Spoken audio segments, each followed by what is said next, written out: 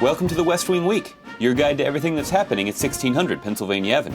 This week, the president talked about supporting American small businesses, creating good jobs, and appeared on The Daily Show with Jon Stewart. That's October 22nd to the 28th, or The Mysterious Case of Mysterious Case 55.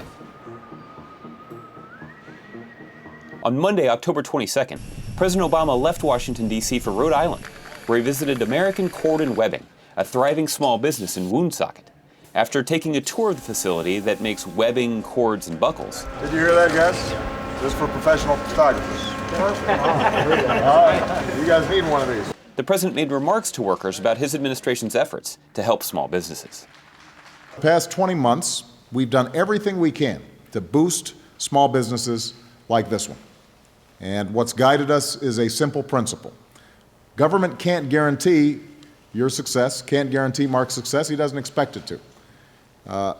But government can knock down some of the barriers that stand in the way of small business success. On Tuesday, October 26th, the president called into radio shows across the country, including this one, with Reverend Al Sharpton, where the president contrasted his achievements and goals with that of the Republicans.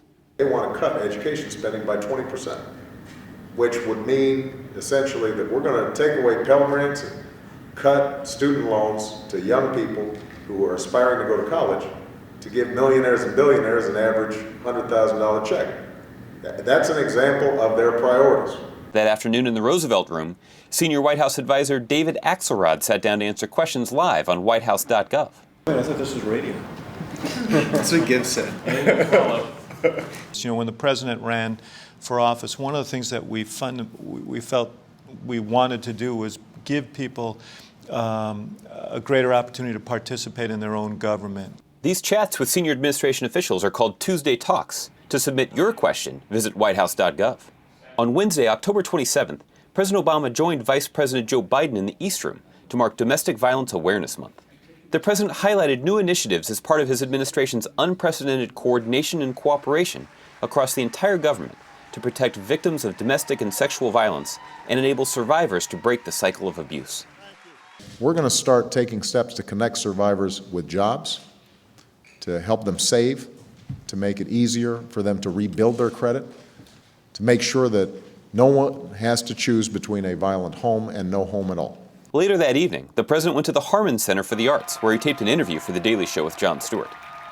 I want you to know that no matter what happens tonight, right, our children still love us. That's the key.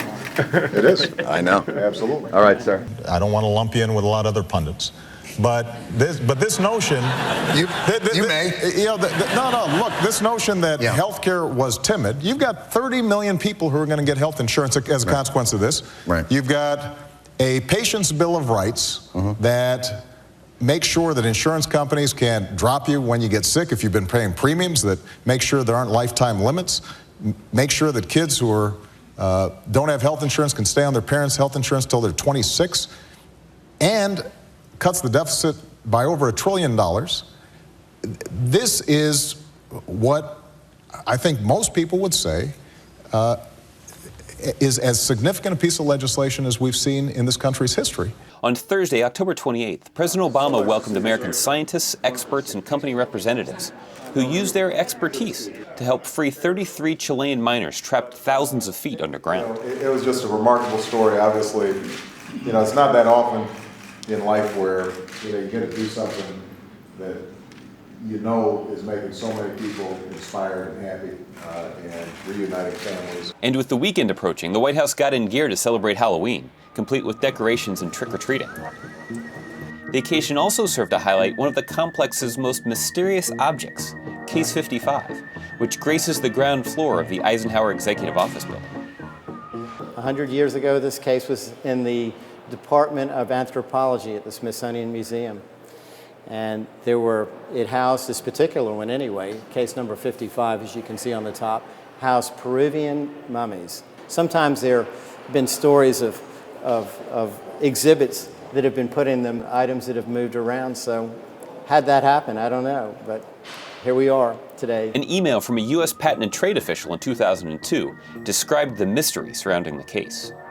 I remember about 4 times when the signs inside the cabinet were moved without anyone opening it. I couldn't explain it because no other item was moved. That wouldn't happen if it was being caused by the floor vibrating from basement equipment. This leads to the case being left empty most of the time, though for Halloween visitors this year, the Office of Administration is displaying an exhibit on doors and doorknobs. Whether the exhibit remains undisturbed through Halloween is anyone's guess. To find out more information on any of these topics or to see complete videos of these events, go to whitehouse.gov. And thanks again for checking out your West Wing Week. Are you here just to make him crack up during this thing? I'm hoping to get a little something funny for West Wing Week, I'll be honest. I am here as an instigator.